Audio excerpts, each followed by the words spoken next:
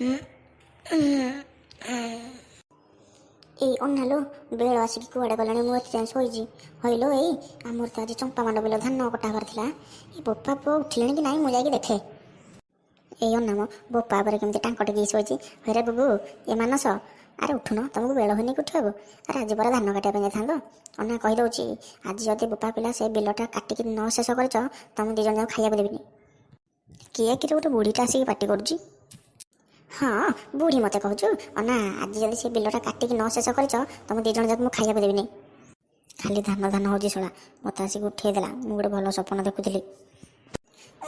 କହିଲା କ'ଣ ନା ସପନ ଦେଖୁଛି ଏ ପୁଅ, ଆଉ ଛିଣ୍ଡା ଖଟେ ଶୋଇକି ସପନ ଦେଖିନା, ଚାଲକୁ ଧାନ କାଟିଯିବୁ। ଏଇ ଧାନ ଧାନ ହେଇକି ଶଳା ବୁଢ଼ୀଟା ମରିଯିବ। ଏଇ ବାପାଲୋ ଉଠି, ଏ ଶଳା ବୁଢ଼ୀଟା ଆସିକି ରାଉ ରାଉ ହେଲାଣି, ଚା ଧାନ କାଟିଯିବା।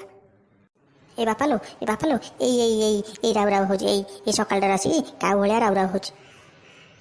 ହଇଲୋ ବୋଉ ତୁ ସକାଳଟାରୁ କାହିଁ ଆସିକି ଏଠି ପାଟି କରୁଛୁ କହିଲୁ? ଟିକେ ଶାନ୍ତିରେ ଶୁଆଇ ଦେବୁନୁ କି? କ'ଣ କହିଲୁ? ଶାନ୍ତିରେ ଶୋଇବୁ? ଧାନ ଇଆଡ଼େ ବାରା ଖାଇଯାଆନ୍ତୁ, ତେମେ ଏଠି ବୋପା ପିଲା ବସିକି ଘୁଙ୍ଗୁଡ଼ି ମାରୁଥା। ଶୁଣିଅ ନା କହିଦେଉଛି, ବେଗେ ବୋପା ପିଲା ମୁହଁ ଧୋଇକି ଯା, ଧାନ କାଟିକି ଘରକୁ ଆସିବ, ନହେଲେ ତମ ଦୁଇ ଜଣ ଯାକ ମୁଁ ଖାଇବାକୁ ଦେବିନି।